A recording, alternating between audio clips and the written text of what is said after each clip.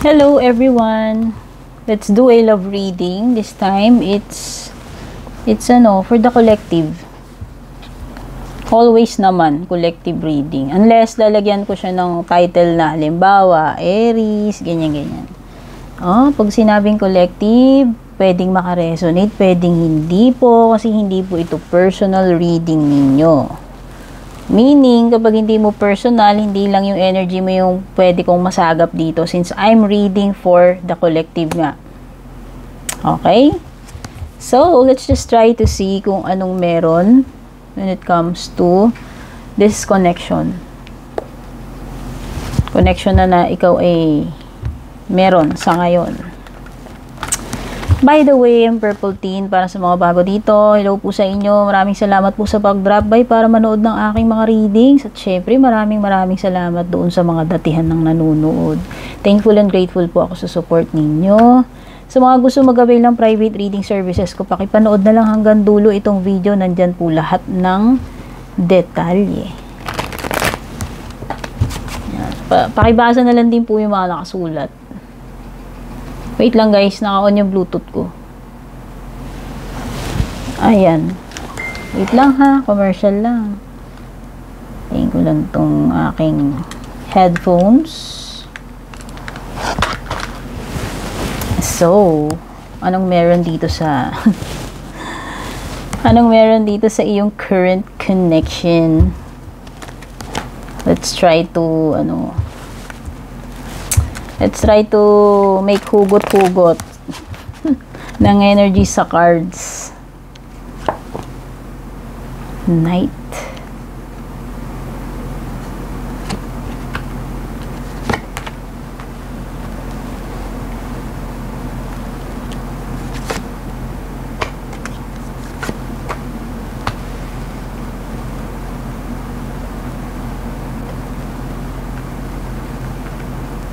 Dali pag-asahin ko lang yung Celtic Cross ko sa screen.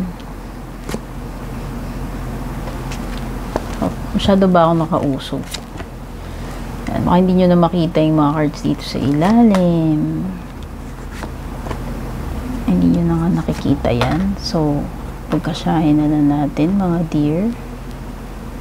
Bahala na si Batman. Meron dito sa mga ibaba na hindi nyo na makikita. Hindi nasaklaw nung camera ko.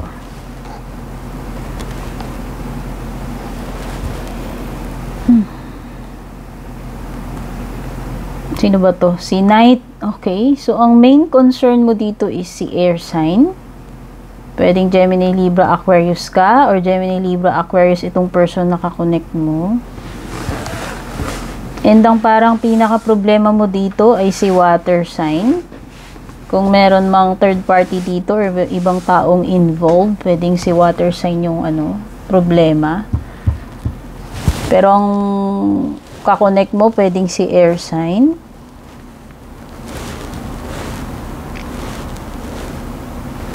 Nagdurusa ba kayo dito sa present ninyo? Nasasaktan kayo?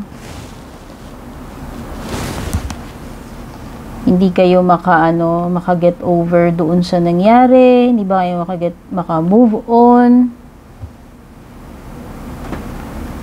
Meron ba nangyaring hiwalayan? Sa past mo parang merong dito, Aquarius energy.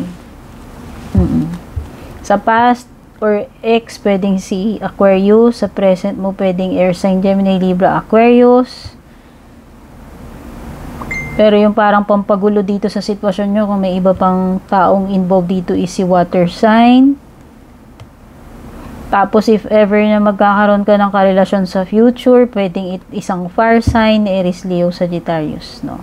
Pwedeng yung next na magiging person mo sa future is a fire sign. Excuse me, nawawalan ako ng boses. Okay, so nakikita ko dito, pwedeng ito ay isang problema sa past person na hanggang ngayon yung iba sa inyo hirap makamove forward. Okay? Pwedeng masakit pa rin or pwedeng talagang nangihinayang kayo, baka feeling ninyo hindi na kayo makakita ng ganyang person uli sa buhay ninyo sa lifetime na ito. So kaya siguro hirap na hirap kayo. Pero I can see here sa judgment card mo na nagkaroon ka na ng realization dito eh. That is why, you are trying to move on already. No? Yun nga, yung nakikita ko dito sa 5 of Cups mo. Gusto mong makamove on, hindi ko alam kung nagtatry ka, pero mahirap. Mahirap mag-move on para sa'yo. Masakit. Nangihinayang ka. Iniisip mo kung babalik pa.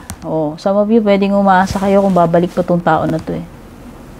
Pero gaya nga ng sabi ko, kung hindi man bumalik yung person na yan, pwedeng dito sa paligid-ligid mo may water sign na umaaligid.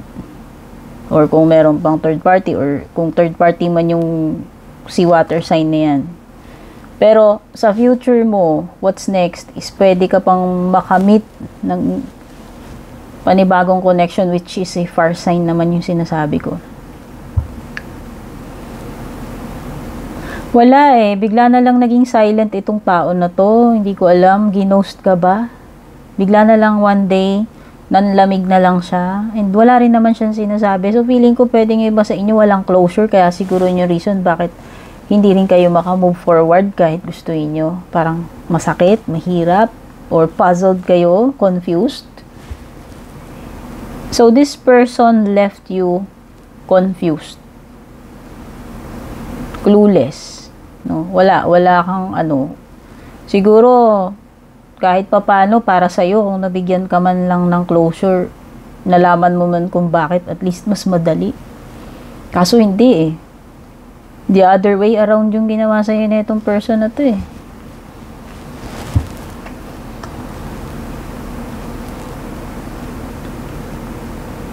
Minamanifest mo tong person na to, wini-wish mo na sana bumalik siya. Yun yung nakikita ko dito sa card mo. Wini-wish mo na sana bumalik siya. Kasi feeling mo itong tao na to, siya yung akala mo siya na forever mo.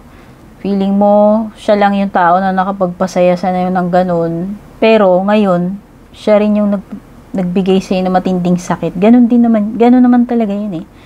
Kung sino yung tao na pinakaminahal natin, nagpasaya sa atin, of course, siya rin yung tao na mag-iiwan sa'yo ng pinakamasakit na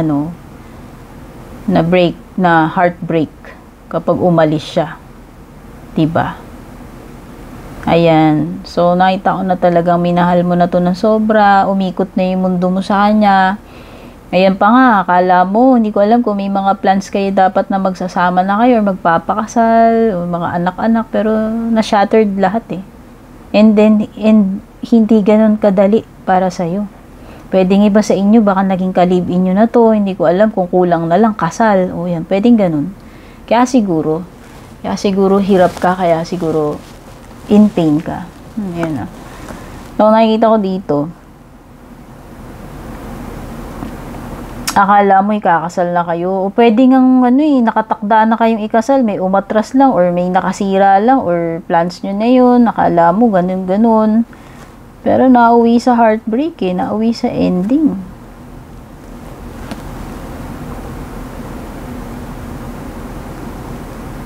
And ngayon parang nahihirapan ka dito sa situation mo. Para kang, alam mo yung para kang nalumpo, na disable.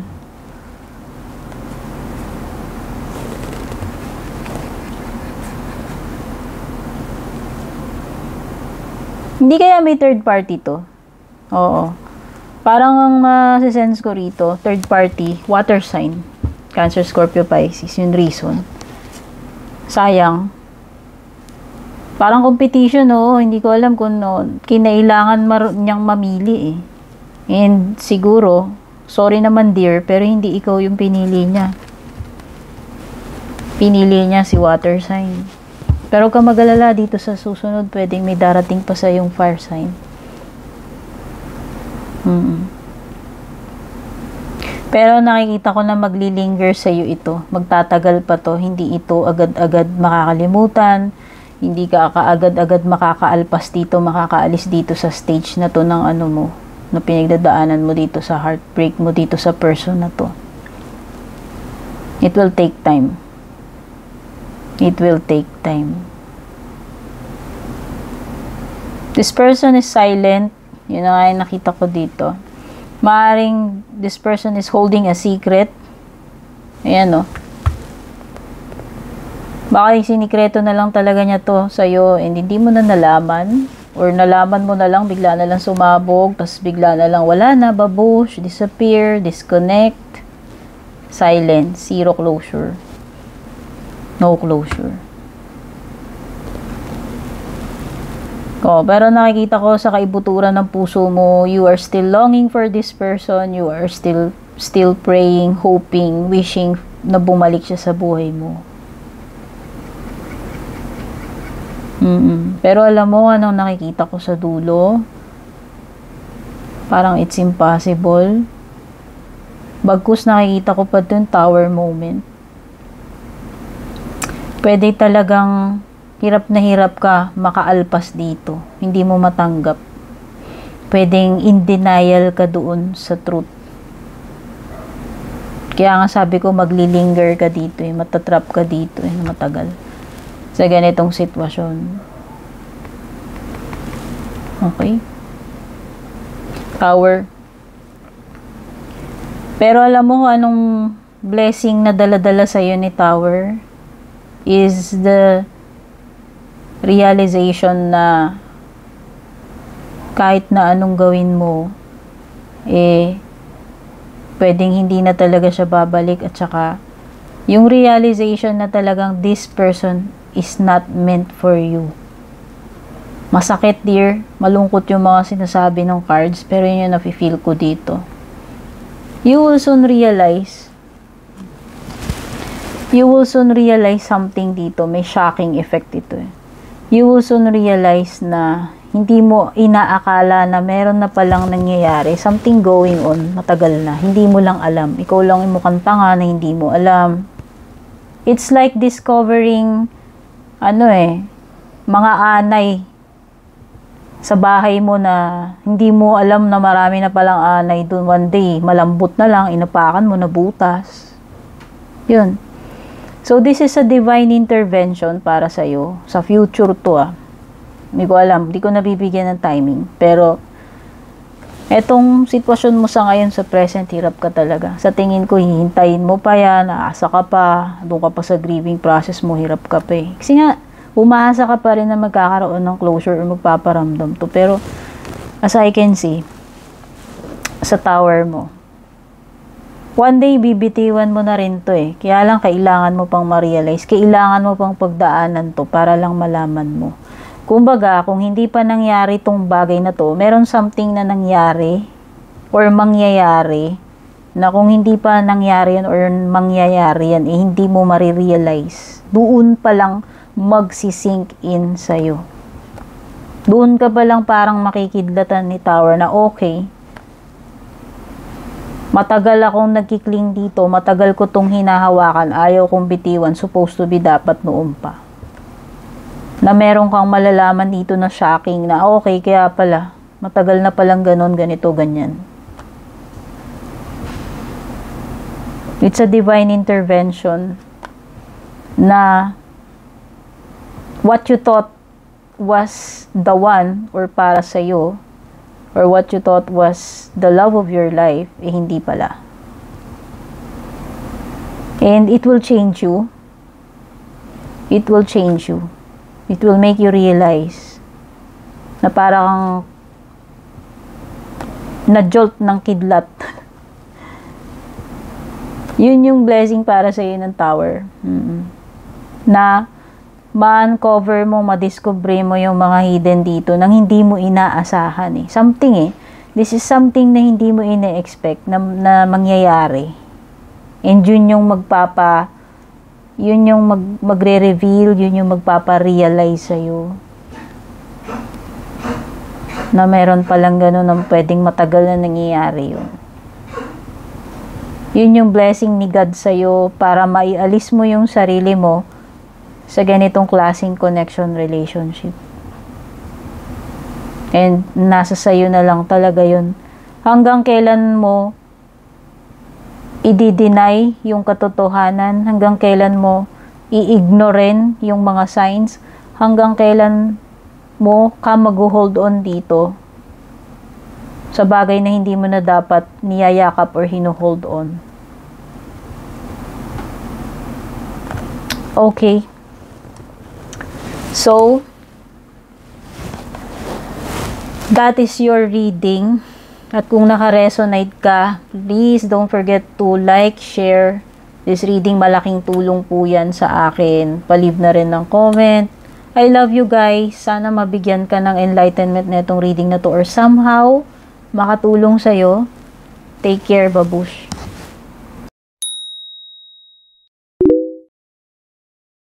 And kung balak nyo pong mag-book or mag-inquire ng personal readings ko, basahin nyo lamang po itong nakasulat sa screen or yung nakalagay sa description. Shoutout at thank you sa ating mga YouTube channel members, Juliet Saito, Vel, Mildred, Julian, Alejandra, Maya 2.6, Michael, Rosel, Belen, Melinda, Jane, Devi, Joy, Gwen, De Luna.